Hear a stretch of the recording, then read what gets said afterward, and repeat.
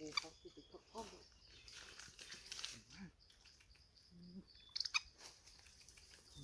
đấy?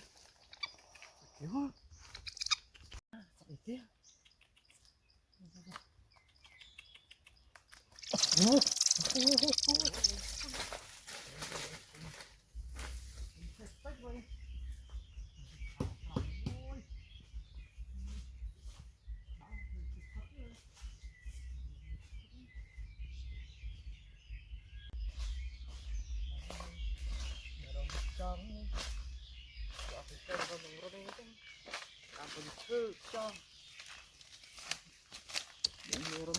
Mình tiếng xã là đơn đấy vậy.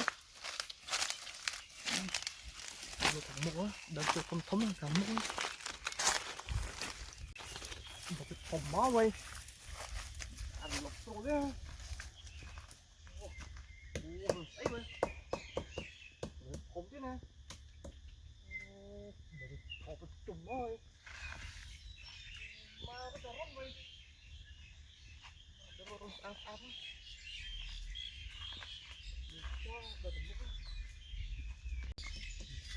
Nó đâm chứa một phát ngập xuống đấy vậy chậm là hôm mới đâm chứa đi được lên tập giống nữa đầu pin spray vậy đi ra mình vừa xa mình phải chăng mình lục thuốc lá tê ấy đi mùi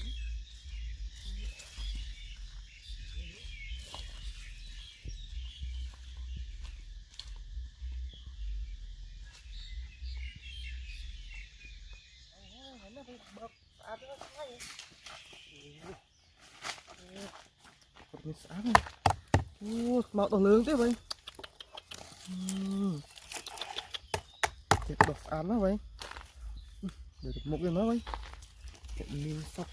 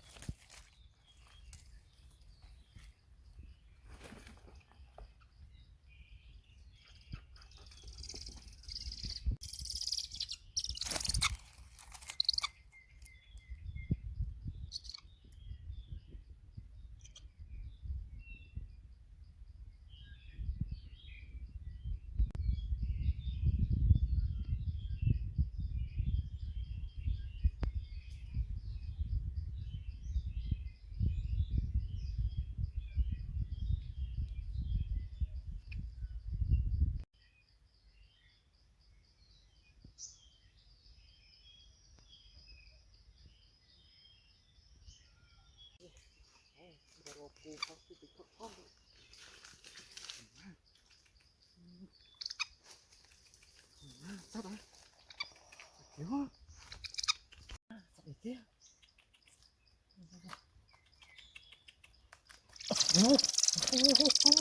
con mắt nhắm tay ở tập bắt đây trời má má nhắm tay ơi má phun sao pháo mùi thế đọc bay vậy vội đấy vậy đọc pi vậy họ cả một bao đọc bay vậy mỗi vậy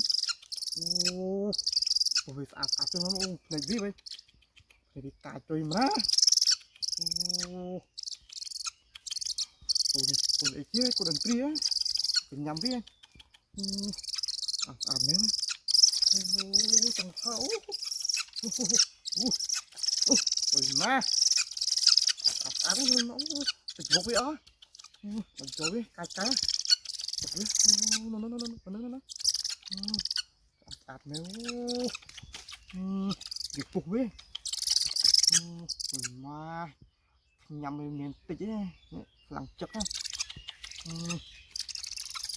nhá vô với mình đi hơi bị bắt đấy mà mi đi bé hơn mó mà mi đi bé hơn mó thập bá về phong cùng mình chừng về phong cùng phôi biết bố chặt thành tôi này đó để rồi mưa cuốn Hãy subscribe cho kênh Ghiền Mì Gõ để không bỏ lỡ những video hấp dẫn.